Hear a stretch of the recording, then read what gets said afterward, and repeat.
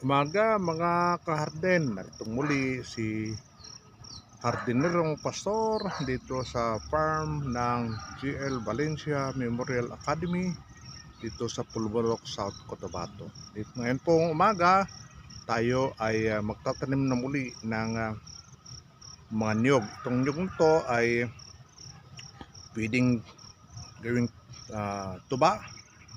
Dito kukunin yung primary ingredients sa paggawa ng cocoa sugar. Yan.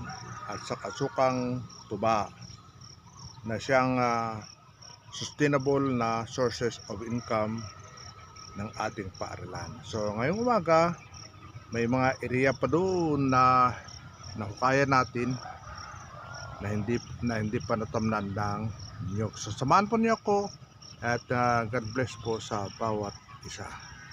Nakaraang Sabado, kasama ng ating mga kapatid sa pananampalataya sa Community United Methodist Church, kung saan tayo ay nakadestino, tayo po ay nagtanim ng niyog at kape.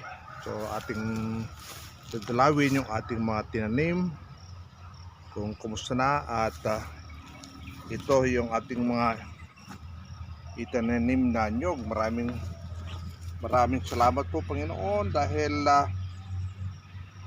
kahapon ay umulan, no, kaya nagdiligan yung ating mga tanim, no. Ito rin yung kape. Yan. Kailangan talaga ng linis. Yan.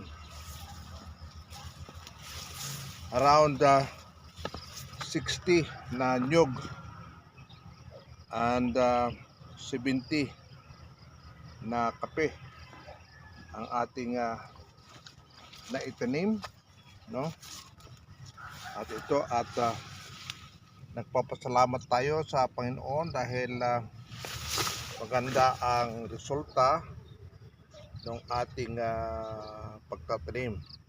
Ito ngayon ay dinedevelop natin upang maging stable na source of revenue ng ating paaralan, at ganoon din maging instructional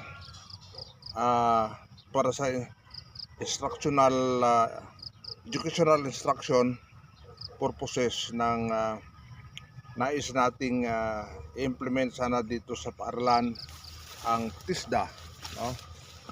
Para sa organic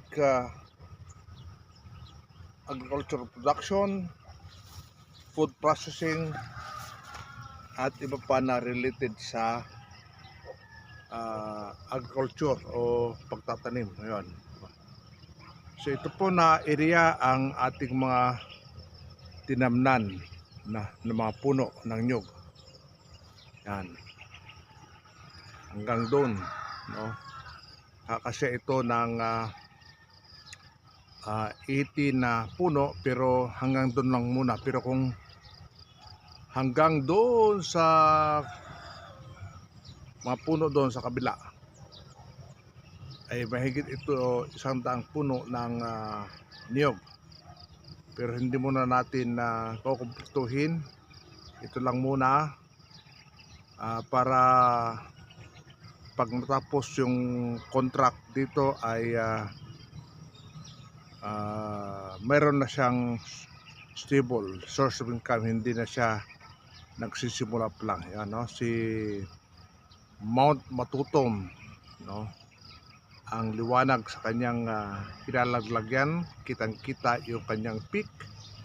So ito ay nagpapahayag na kahit matayog yung ating pangarap ay kayang abutin basta't magsikap lamang tayo. Yan.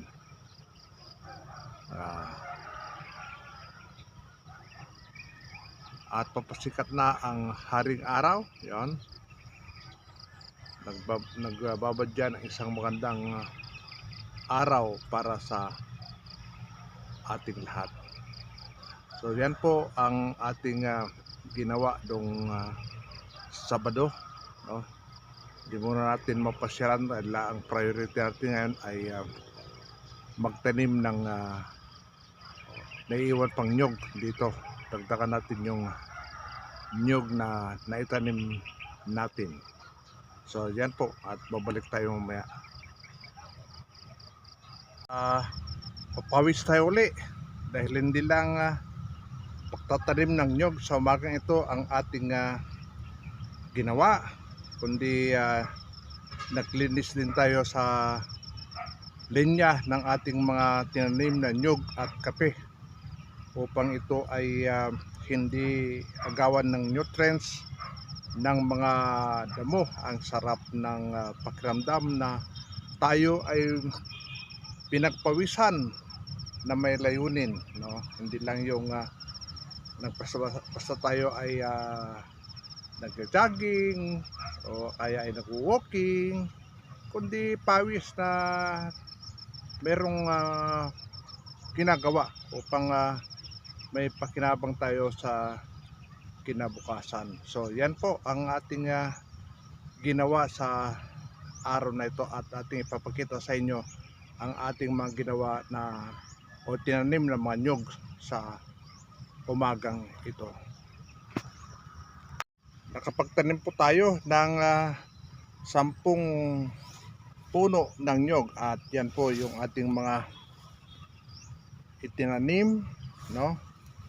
Dahil kinulang nung Sabado yung ating mga tanim. Yan, no? Yan ang ating mga tinanim.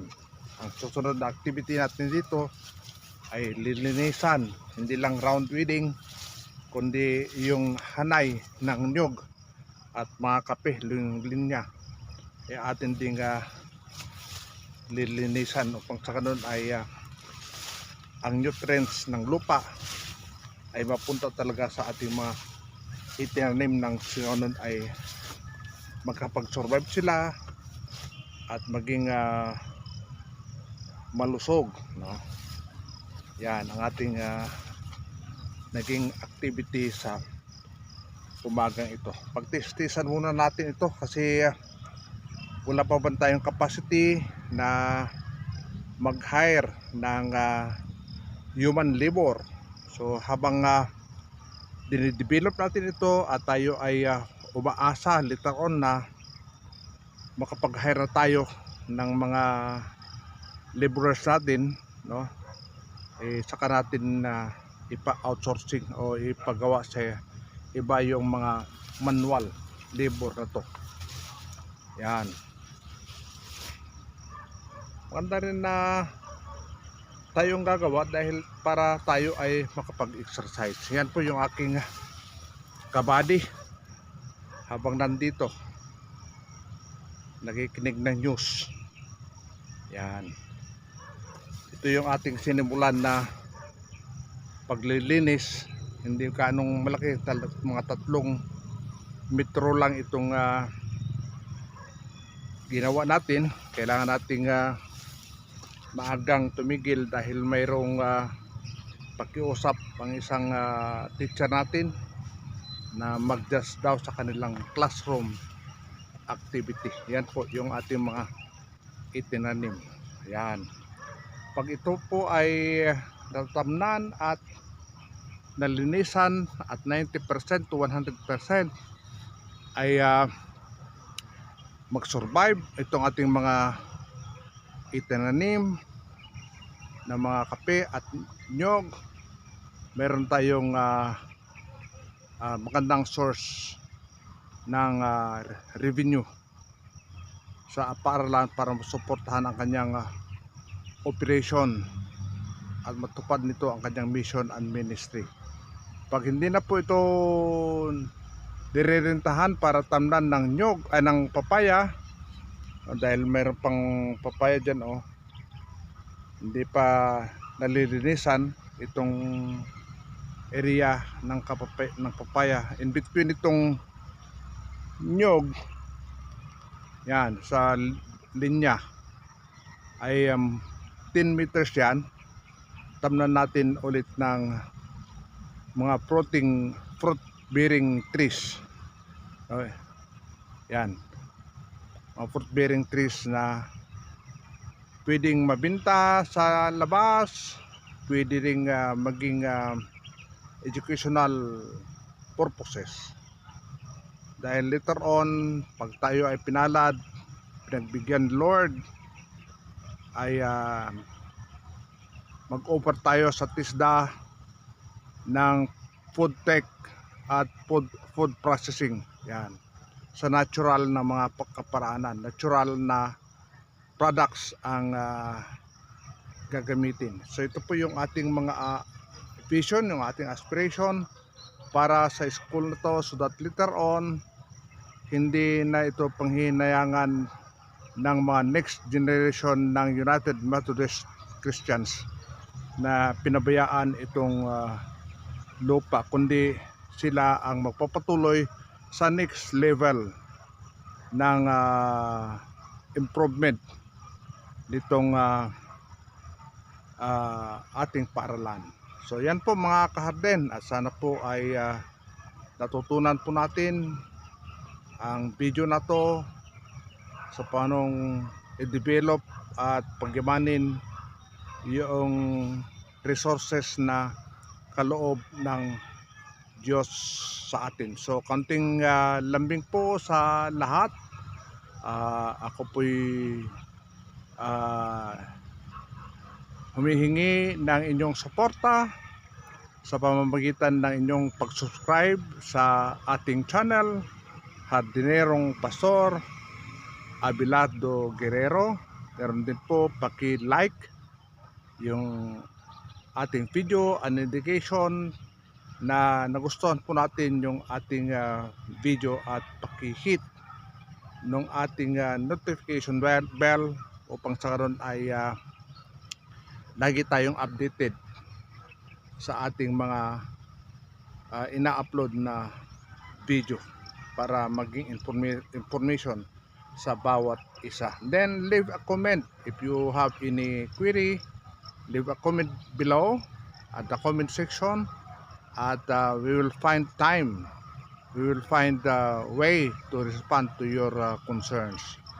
God bless po sa lahat, and thank you for watching. See you on the next video.